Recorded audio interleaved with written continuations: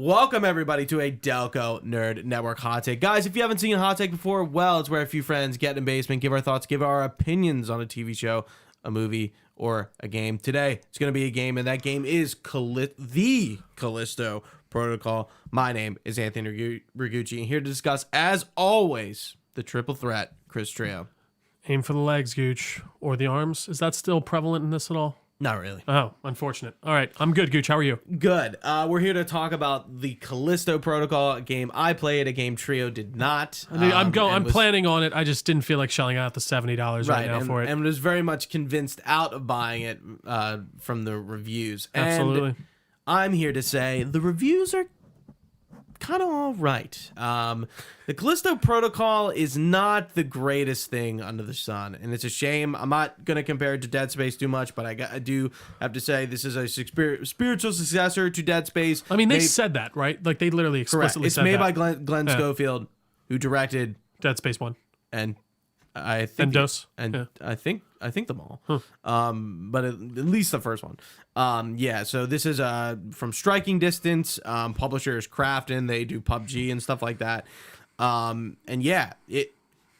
Callisto Protocol is definitely a Dead Space spiritual successor, but it does not come close to scratching that quality that I think Dead Space did at its start. It's unfortunate because visually it looks striking. Like, would you say at least that the throughout game the whole is thing? Beautiful. Yeah. I will admit there. I think that one of the best parts. This game does look fucking fantastic. Gotcha. That is for sure. And there's a performance mode and a fidelity. Yeah. Right? No, performance and fidelity. Yeah, you're right. Okay. And fidelity. Yeah, because fidelity is like the nicer one. Right. Yeah. So I played on the 30 frames one because that's what it started me on. I didn't know there was a 60 frames, and I switched it over, and I'm like, I don't really like this now. It doesn't look as good. So I really switched back. Yeah, which is usually the opposite. I usually lean towards the 60 I feel like frames. in a game like that, maybe you don't need the I like the fluidity in certain games. See, sure. I would agree with you too. Yeah. I kind of went a little bit of a backwards route with that because I think probably playing at 60 frames is probably the better bet. Did you play? You played on the Xbox, right? I did play on the Xbox. So Series what did you have any issues or like no crashes? No. The game has some like odd bugs. So when you're fighting I think they're called biophages. They don't really tell you like what the names of the enemies are, but they're like generally called biophages. Sometimes like you'll smack their arm off, and like in their kill animation, they're killing you with the arm that is not there. So they'll be hitting you with nothing. Sometimes like enemies will fall through the floor, items will fall like on a pipe, like on a wire on the ground, and you can't pick it up because it's like in the wire. Interesting. Because sometimes you can like you have like it's called a grip glove, and it's like telekinesis and the in Dead Space I can't remember. Is it I can't remember the name that they give telekinesis and like there's another name for the other thing because you pick stuff up and then you slow shit down. But so you can use the grip glove to pick guys up and throw them into walls, and that's when I was usually getting that item bug where things would like fall into some sort of clutter on the ground, and I'm like couldn't get it, and you can't pick it up with the grip glove. I just feel like this game was much more limited than I think like what it needed to be. It has this like intuitive dodge system that the tutorials explain to you very poorly, and you really only learn it by trial and error and just kind of playing the game. So you dodge left or right with the analog stick. You do back and forth, and when your opening comes, you start out with like a baton and a mining pick. You go upgrade to the baton. And it starts really melee focused, and then you get more guns, and the guns are pretty cool. For the most part, you're not going to upgrade everything by the end of the game. This is an 8-hour game. So for $70, I don't think that price point and the replayability and the length of the game really justifies that price point. I will probably play it one more time. I have to go back and get like all the collectibles, which I have to replay the entire game for. But again, it's not that long, so I'm not really that. Listen, and I will say, if you give me a good meaty 8 hours that feel amazing and like I feel like I can do a lot in, I'm fine with that. This definitely isn't a. But that's unfortunate because like you can do a lot in. Yeah, that's sad. Because like at least it's not dense, or at least not even like that it's just like, did you feel like it was a lot of fun to play?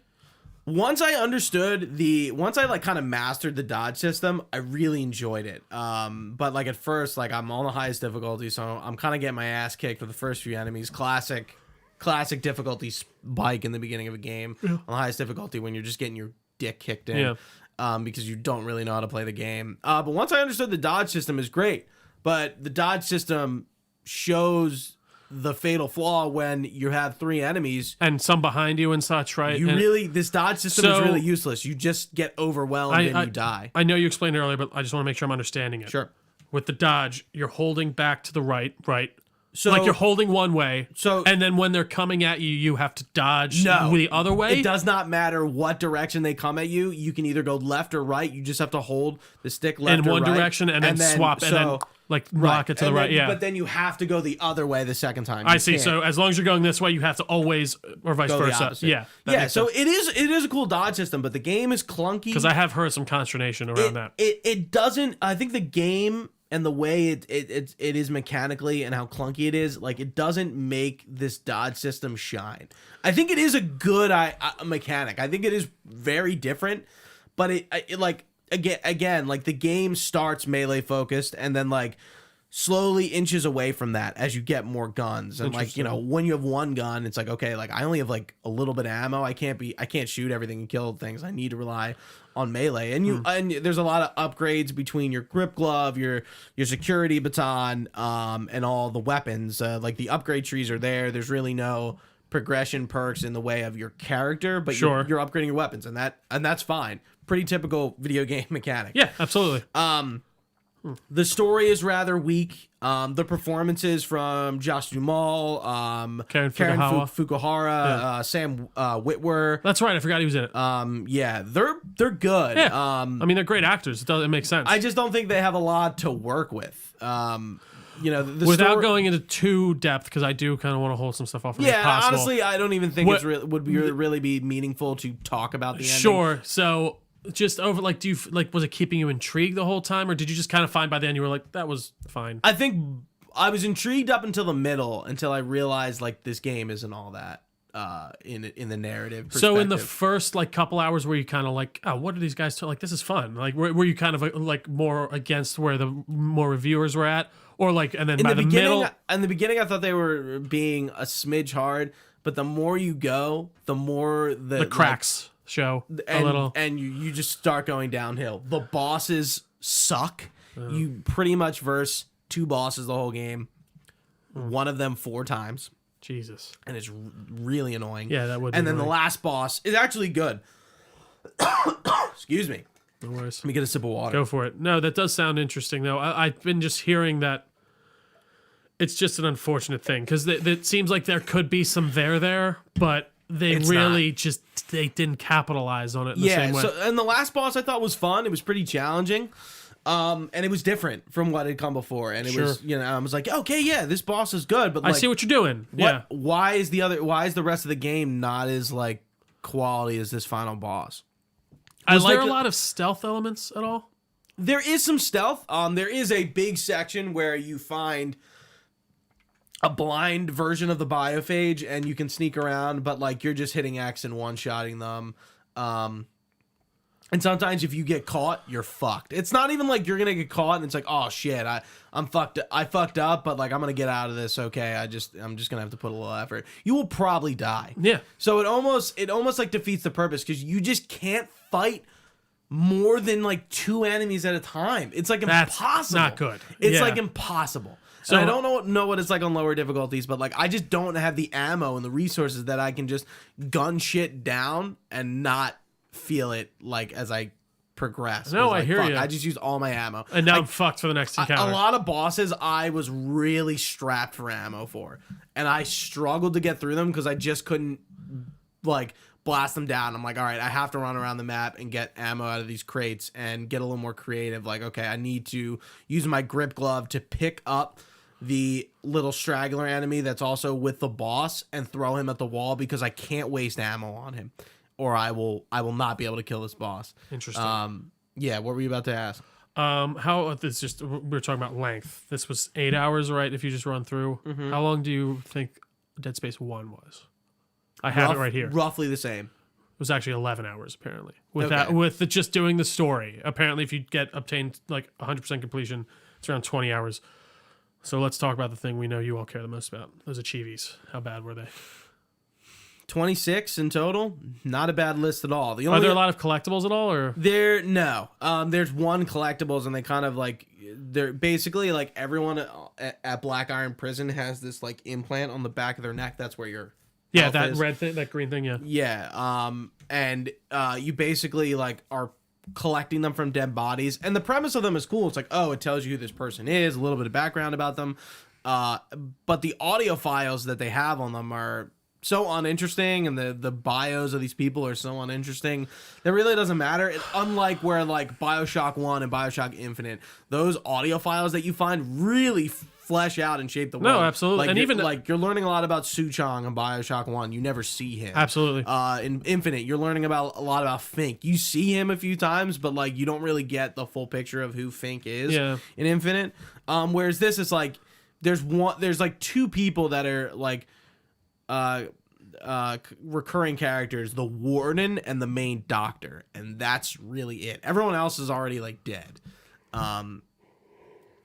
Yeah, I wish there was more substance to this game. There's definitely going to be DLC. Well, I guess it would be one thing if you came out and were like, listen, I had some issues with the gameplay, but that story really got me. Yeah. Or even vice versa. If you were like, I had a ton of fun actually playing the game, but the story was kind of Yeah, like it would be something different. And I know we shouldn't compare, but when you're literally going out there and stating that this is the spiritual successor to a game, it's tough to kind of not draw parallels. And it does kind of strike me that they weren't at least able to give you like, I know I kind of feel like I hear, and maybe I'm wrong, that the end of Dead Space 1 isn't the strongest for certain people. Maybe that's something incorrect, but I don't know. I think that story there is very intriguing, and it's sad to me that they didn't kind of grab you with the that. USS Ishimura and sort of like while you're there and who you are I think are more interesting in that than they are here. Like How does this setup Jacob start? Lee How does is the whole like thing? some sort of like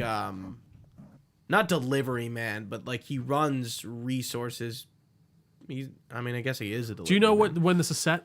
Do they say? Yeah, it's far future. Okay. Like 22,000, like 20, like or even further. Like No, it's like I think it's like 23 something. Or gotcha.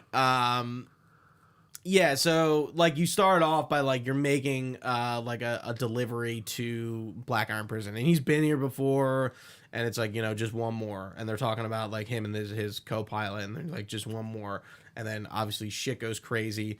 And Sam Witwer, who plays like one of the main guards in the prison, like comes in and like tries to help you, and then like seconds later is arresting you. And there's some other things that are going on. I won't say everything. Sure. But like you get detained and thrown in prison, and then you wake up and Shit's gone down. yeah. So then that leads to you like escaping, and a prisoner helps you, and some other things happen. And I do like kind of the end, like a lot of the story is expound in the very end. And it is kind of cool, and it is very Dead Spacey. Don't tell me, but I'm assuming there's maybe some type of a cultish thing involved or something like that. But Maybe. yeah, so that makes sense. Possibly. Yeah. Yeah, but there's definitely going to be DLC for this game. If it's going to jump off of the ending, I don't know. But they did announce there's going to be DLC, and there's a pass. Would you recommend someone teetering on this to buy it at full price? No.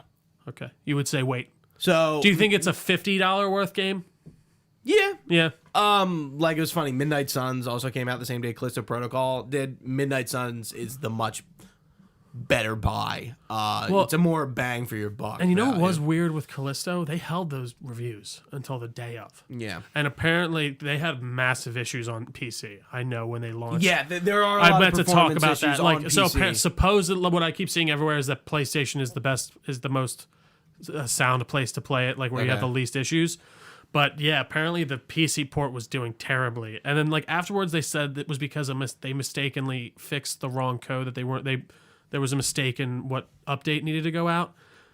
But the way they were holding reviews and stuff, I don't know. That leads me to think that there might have been a bit of chicanery going on there. So one of the biggest complaints I think people were making, or like with the game, was like when you heal yourself, when you inject yourself, it takes a while, which I was kind of okay with.